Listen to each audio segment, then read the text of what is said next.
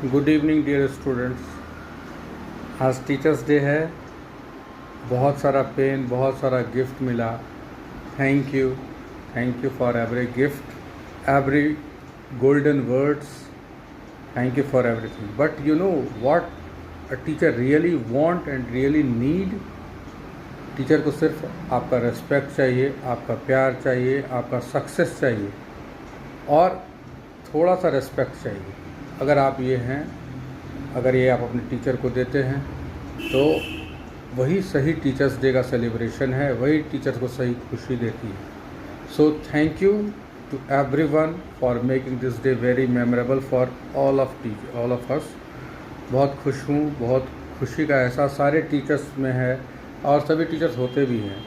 So be obedient, be respectful and thank you for everything. Happy Teachers Day.